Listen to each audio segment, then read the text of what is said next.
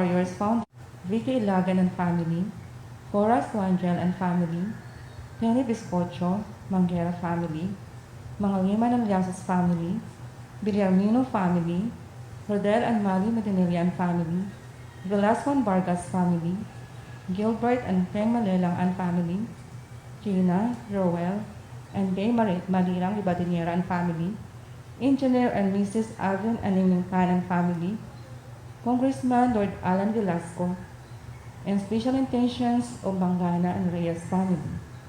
For the safety of the doctors, nurses, hospital staff, military and government officials, volunteers, priests, and lay persons all over the world.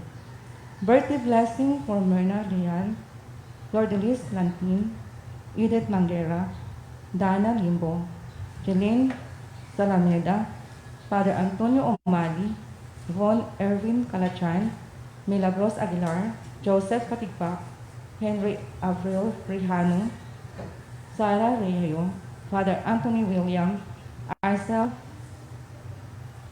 Pakaike, Marilyn Herrera, Ronald Rose, Danica May Baliza, J. Ponce Sivaliana, Arnabelia Villanueva, Nikos Andre Ribamonte.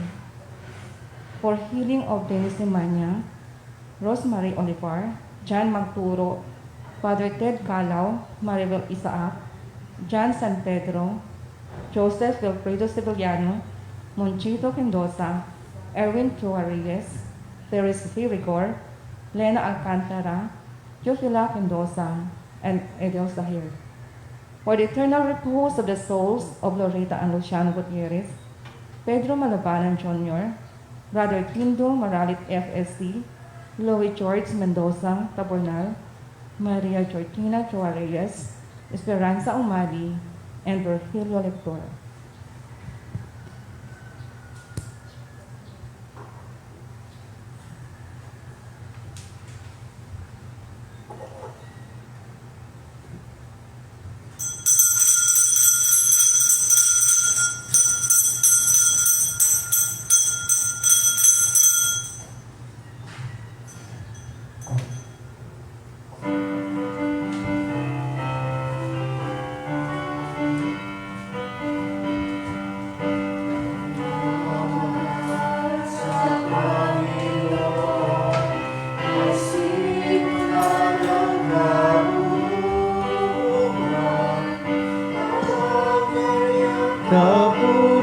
Kapurihay manatili magpakailanman.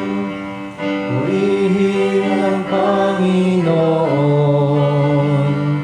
siya'y ating pasalamatan sa pagsasama at pagtitipon ng kaniyang mga anak. Pagmamahal sa Panginoon ay simula ng karunungan. Ang kaniyang kapurihan manatili magpakailanman. Sa ngalan ng Ama at ng Anak at ng Espiritu Santo. Amen. Ang pagpapala ng ating Panginoong Jesucristo, ang pag-ibig ng Diyos Ama at ang pakikipagkaisa ng Espiritu Santo naway sumainyong lahat. At sumayo rin.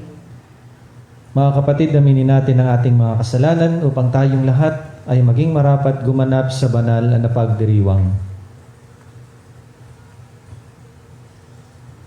Sabay-sabay po nating sambitin.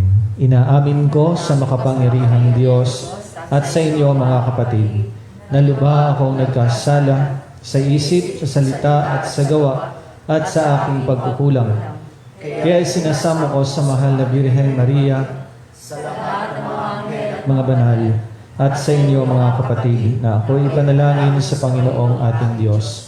Kaawaan tayo ng makapangyarihang Diyos, patawarin tayo sa ating mga kasalanan, patnubayan tayo sa buhay na walang hanggan. Amen. Panginoon, kaawaan mo kami. Panginoon, kaawaan mo kami. Kristo, kaawaan mo kami. Kristo, kaawaan kaawaan mo kami. Panginoon, kaawaan mo kami. Panginoon, kaawaan mo kami. Manalangin tayo.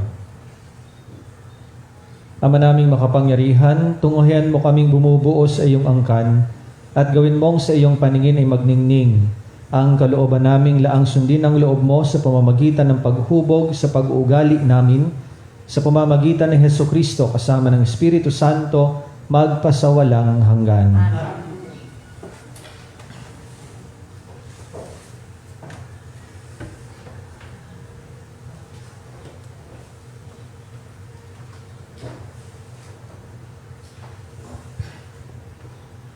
Pagbasa mula sa aklat ni Propeta Isaías. Sinasabi ng Panginoon, ang ulan at niyebe, paglagpak sa lupa'y di na magbabalik. Aagos na ito sa balat ng lupa at nagiging pandidig, kaya may pagkait butil na panghasik. Ganyan din ang aking mga salita. Magaganap nito ang lahat kong nasa. Ang salita ng Diyos. Salamat sa Diyos. Matuwid ay tinutulungan sa lahat ng kagipitan. Matuwid ay tinutulungan sa lahat ng kagipitan. Kadakilaan ng Diyos ay ihayag. Ang ngalan niya ay purihin ng lahat. Ang aking dalangin, dininig ng Diyos, na wala sa akin ang lahat kong takot. Matuwid ay tinutulungan sa lahat ng kagipitan. Nagalak ang aping umasa sa Kanya, pagkat di nabigo ang pag-asa nila. Tumatawag sa Diyos ang walang pag-asa. Sila'y iniligtas sa hirap at dusa. Matuwid ay tinutulungan sa lahat ng kagipitan. Kinukupkop ng Diyos ang mga matuwid, at ang taghoy nila'y Kanyang dinirinig. Nililipol niya yaong masasama hanggang sa mapawi sa isip ng madla. Matuwid ay tinutulungan sa lahat ng kagipitan. Agad dinirinig daing ng matuwid. Inililigtas sila sa mga panganib. Tumutulong siya sa nasisiphayo. Ang walang pag-asa'y hindi binibigo. Matuwid ay tinutulungan sa lahat ng kagipitan.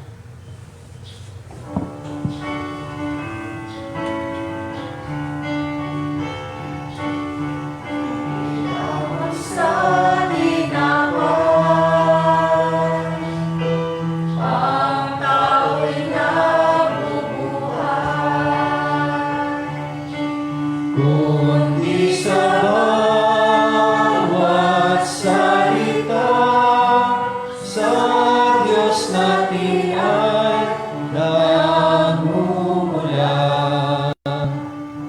Sumainyo ang Panginoon. Ang mabuting balita ng Panginoon ayon kay San Mateo. Puri sa iyo, Panginoon.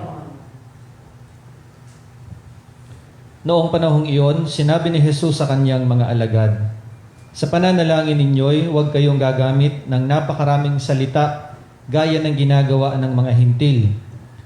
Ang akala nila'y pakikinggan sila ng Diyos dahil sa dami ng kanilang salita. Huwag ninyo silang tularan, sapagkat alam na ng inyong Ama ang inyong kinakailangan bago pa ninyo hingin sa Kanya. Ganito kayo mananalangin.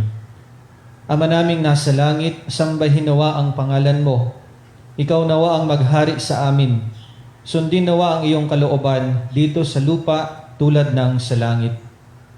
Bigyan mo kami ng pagkain kailangan namin sa araw na ito at patawarin mo kami sa aming mga kasalanan tulad ng aming pagpapatawad sa mga nagkakasala sa amin. At huwag mo kaming iharap sa mahigpit na pagsubok, kundi ilayo mo kami sa masama. Sapagkat iyo ang kaharian at ang kapangyarihan at ang kapurihan magpakailanman. Amen. Sapagkat kung pinatatawad ninyo ang mga nagkakasala sa inyo, patatawarin din kayo ng inyong Amang nasa langit. Ngunit kung hindi ninyo pinatatawad ang mga nagkakasala sa inyo, hindi rin kayo patatawarin ng inyong Ama.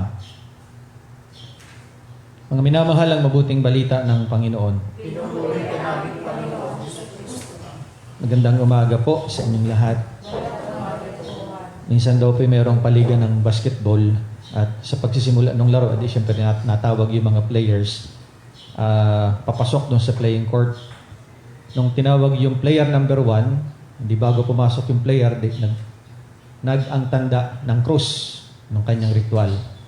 Nung tinawag si player number 2, ganun din ang ginawa bago pumasok ng court, nag-ang tanda din ng krus.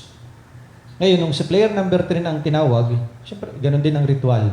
Nag-ang tanda din ng krus si player number 3. Pero, pagkatapos siyang mag-antanda ng krus, yung mga nanonood ng laro, nag-antanda din ng krus. Ba't kaya? Sapagkat, kinabahan sila dahil yung player na yon ay maruming maglaro. Ba't ko po ikwinento sa inyo? Paano yung connection sa Ebanghelyo nun? Sapagkat sa Ebanghelyo po natin ngayong araw na ito, muling ipinapaalala sa atin yung kahalagahan ng dasal o panalangin o anumang ritual na ginagawa natin na may kaugnayan sa ating pananampalataya na dapat ay nagmumula sa puso. Ang sabi ni Jesus sa ating Ebanghelyo, sa pananalangin, huwag kayong gagamit ng napakaraming salita gaya ng ginagawa ng mga hintil. Akala nila ipakinggan sila ng Diyos dahil sa kanilang salita. Well, this is a good or very beautiful reminder for us. Yung sinabi ko kanina, na oo nga't mahalaga ang panalangin, mahalaga ang salita sa pagdarasal, mahalaga ang mga ritual na ginagawa natin. Halimbawa, yung pag napadaan ka sa simbahan, ay, di ba, normally nag-aantanda tayo ng krus. Wala namang masama dun eh. Tama naman na gawin natin.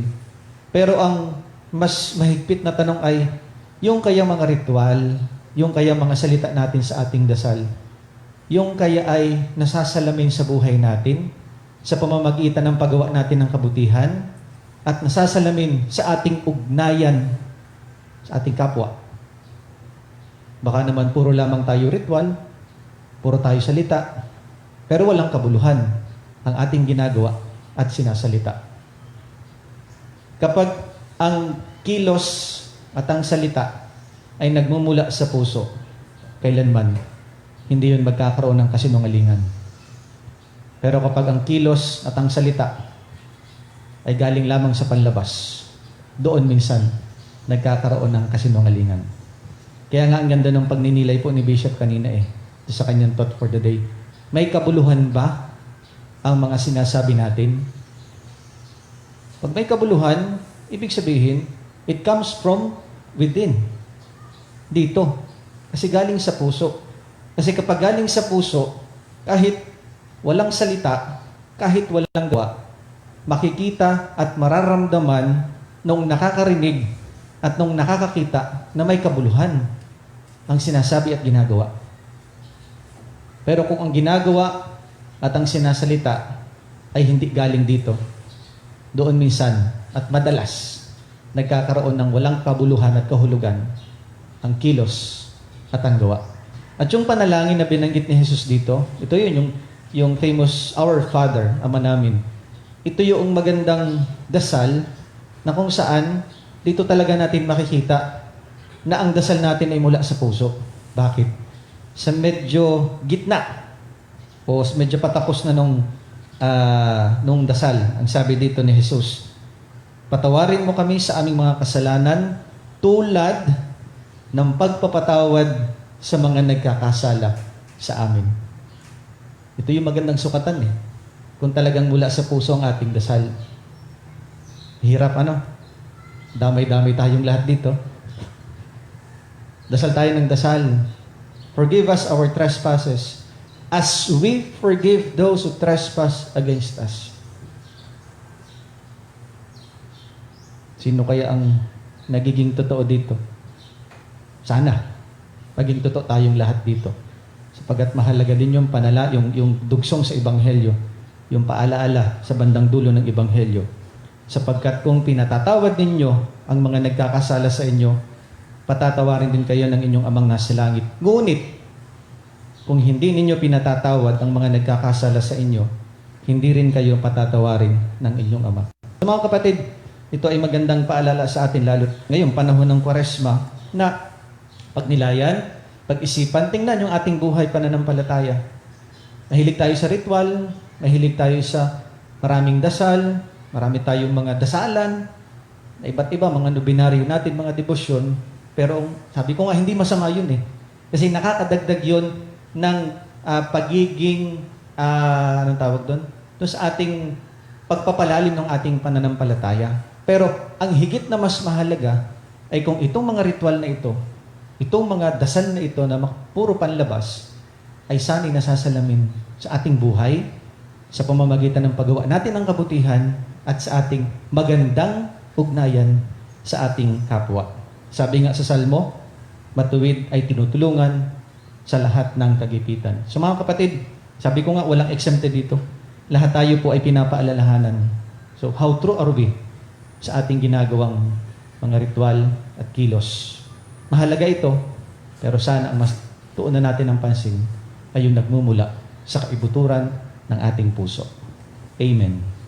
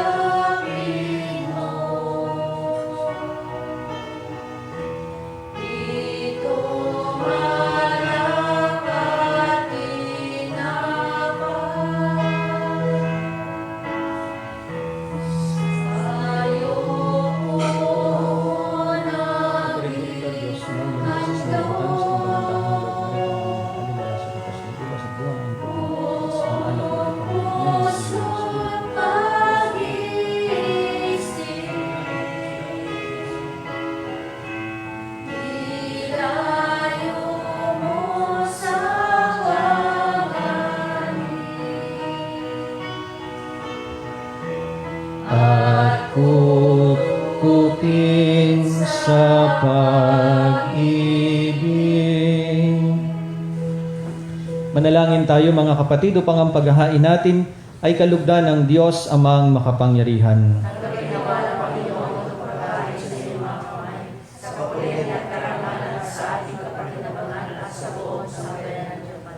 Ama naming lumikha, inihahain namin ang aming ding tinanggap mula sa iyong kagandahang loob sa aming lahat.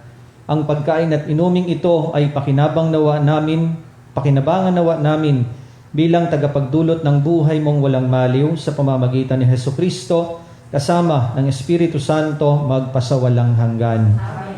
Sumainyo ang Panginoon. At sumayin. Itaas sa Diyos ang inyong puso at diwa. Itinaas namin sa Panginoon. Pasalamatan natin ang Panginoong ating Diyos. Marapat na siya ay pasalamat. Ama naming makapangyarihan, tunay ngang marapat na ikaw ay aming pasalamatan sa pamamagitan ni Hesukristo na aming Panginoon. Sa pagbabakasakali mong kami bubuti, isinugo mo si Hesukristo upang pangunahan kami. Bilang pagsunod sa iyong atas na bigay, ipinahayag ng iyong anak ang iyong kalooban na ang mga api at dukha ay kanyang damayan. Ngayon iyong inihahandog ang pagkakataong aming maisaloob ang kanyang ganap at kusang paglilingkod upang sa iyo ay lagi kaming makasunod. Kaya kaisa ng mga anghel na nagsisiawit ng papuri sa iyo nang walang humpay sa kalangitan kami nagbubunyi sa iyong kadakilaan. Banal ka po ang may kapal, banal ang iyong kaharian, langit lupa'y nagpupugay sa iyong kadakilaan. Dinadakila ng lahat ang naparito mong anak na siyang nagmulat sa bulag, sa pilay ay nagpalakad at nakiramay sa lahat.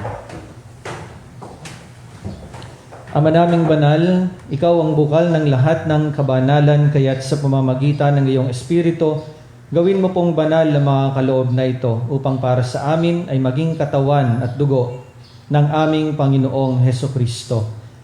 Bago niya pinagtiis ang kusang loob na maging handog, hinawakan niya ang tinapay, pinasalamatan kaniya, pinaghati-hati niya iyon, iniabot sa kanyang mga alagad at sinabi, "Tanggapin ninyong lahat ito at kanin. Ito ang aking katawan na ihahandog para sa inyo."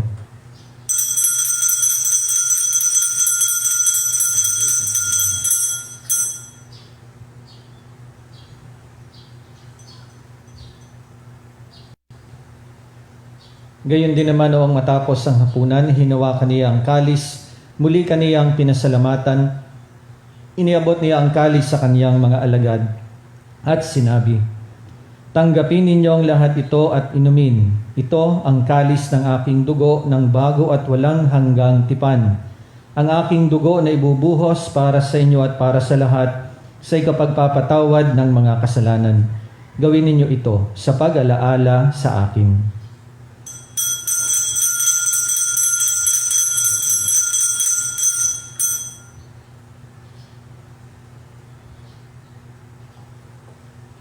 Ipagbunyi natin ang misteryo ng pananampalataya.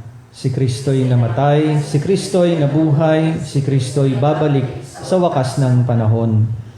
Ama, ginagawa namin ngayon ang pag-alaala sa pagkamatay at muling pagkabuhay ng iyong anak. Kaya tiniaalay namin sa iyo ang tinapay na nagbibigay buhay at ang kalis na nagkakaloob ng kaligtasan. Kami nagpapasalamat dahil kami iyong minarapat na tumayo sa harap mo para maglingkod sa iyo. Isinasamo namin kaming magsasalo-salo sa katawan at dugo ni Kristo ay mabuklod sa pagkakaisa sa pamamagitan ng Espiritu Santo. Ama, lingapin mo ang iyong simbahang laganap sa buong daigdig. Puspusin mo kami sa pag-ibig kaisa ni Francisco na aming Santo Papa, ni Marcelino Antonio na aming Obispo at ng lahat ng kaparian.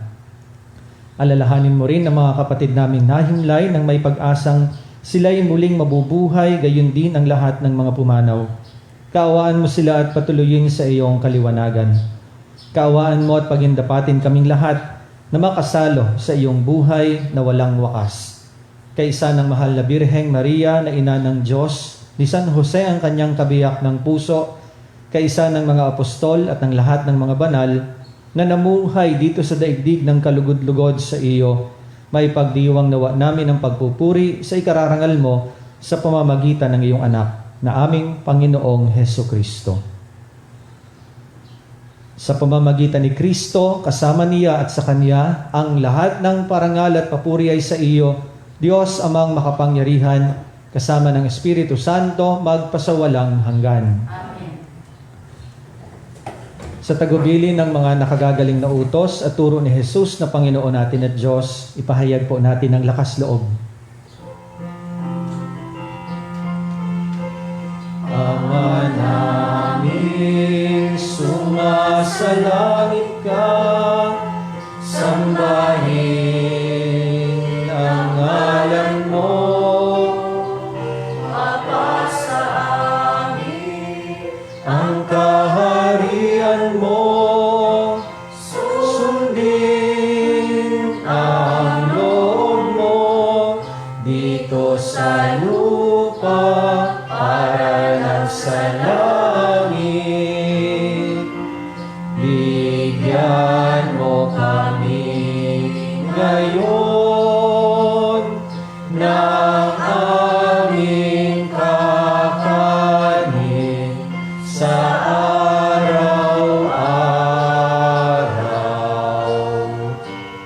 At patawarin mo kami sa aming mga sala para ng pagpapatawad namin sa nagkakasala sa amin.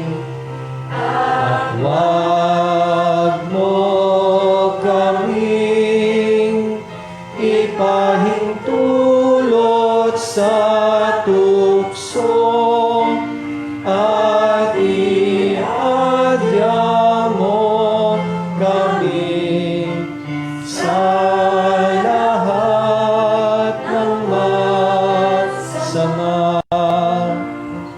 Hinihiling namin kami iadya sa lahat ng masama pagkalooban ng kapayapaan araw-araw, iligtas sa kasalanan at ilayo sa lahat ng kapahamakan, samantalang aming pinananabikan ng dakilang araw ng pagpapahayag ng tagapagligtas naming si Hesukristo. Sapagkat iyong kaharian at ang kapangyarihan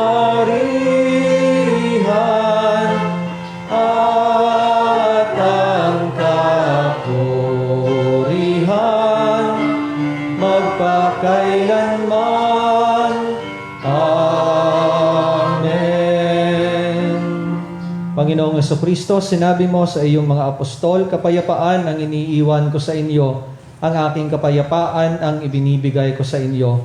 Tunguhin mo ang aming pananampalataya at huwag ang aming mga pagkakasala. Pagkalooban mo kami ng kapayapaan at pagkakaisa ayon sa iyong kalooban, kasama ng Espiritu Santo magpasawalang hanggan. Ang kapayapaan ng Panginoon ay laging sumainyo. Magbigayan po kayo ng kapayapaan sa isa't isa. Peace be with you.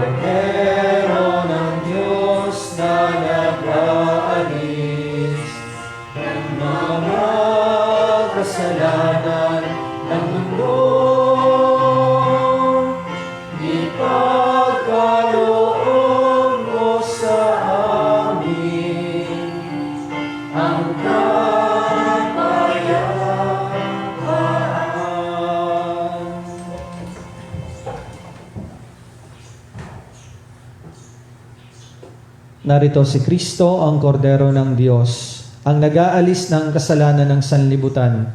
Mapalad ang mga inaanyayahan sa kanyang piging. Panginoon, hindi ako karapat-dapat na magpatuloy sa iyo, ngunit sa isang salita mo lamang ay gagaling na ako. Ipagsanggalang nawa ko ng katawan at dugo ni Kristo para sa buhay na walang hanggan.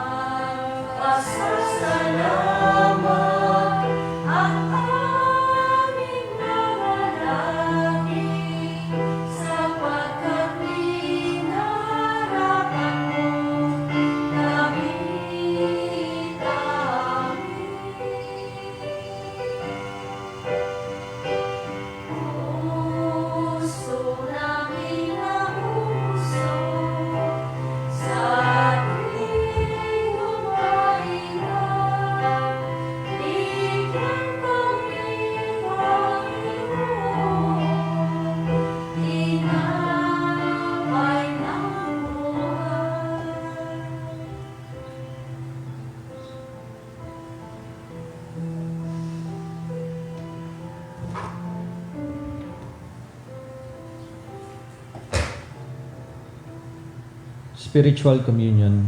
My Jesus, I believe that you are present in the most holy sacrament. I love you above all things, and I desire to receive you into my soul. Since I cannot at this moment receive you sacramentally, come at least spiritually into my heart. I embrace you as if you were already there and unite myself wholly to you. Never permit me to be separated from you. Amen. Manalangin tayo. Ama naming mapagmahal, naway aming pakinabangan sa aming pagdiriwang ang pagkahubog ng aming hangarin sa buhay upang mahalin namin ang iyong mga pinahahalagahan sa pamamagitan ni Hesukristo kasama ng Espiritu Santo magpasawalang hanggan. O Diyos, amang mapagmahal, muli po kaming lumalapit sa panahong ito ng pagsubok. Hinihiling namin ang inyong biyaya upang aming malampas ang lahat ang panganib na dulot ng COVID-19 na marami na ang naapektuhan at maraming buhay na rin ang nakuha. Ipinapanalangin namin ang lahat ng may karamdaman na dulot ng virus na ito ay agaran na sanang gumaling at muling makabalik sa pagpupuri sa inyo. Ganoon na rin ang sidihin ng aming panalangin para sa mga taong naglilingkod at gumagampan para sa kapakanan ng iba upang masugpo ang karamdamang ito at mapigilan ang higit pang pagkalat at pananalanta nito. Nagpapasalamat po kami sa bakunang na isulong sa patnubay ng iyong mga kamay. Pagpalain mo ang aming pagsisikap na mawakasan na ng mga bakuna ang pandemya sa aming bayan. Sa inyo po namin ipinagkakatiwala ang lahat ng aming mga mahal sa buhay at kami buong kababaang loob na humihingi ng inyo pong patnubay upang hindi namin malimutang paglingkuran ang mga aba at higit na nangangailangan lalo na sa mga panahong ito. Ang lahat ng ito ay aming inihiling sa pamamagitan ni Hesukristo ang Panginoon namin at ng Espiritu Santo magpasawalang hanggan.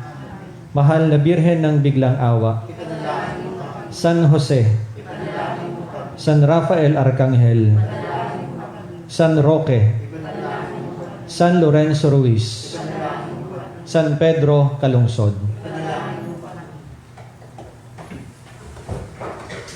Sumayin niyo ang Panginoon at pagpalaan kayong lahat ng makapangyarihang Diyos, Ama at Anak at Espiritu Santo. Amen. Tapos na ang ating pagdiriwang. Humayo kayong taglay ang kapayapaan. Salamat sa Diyos.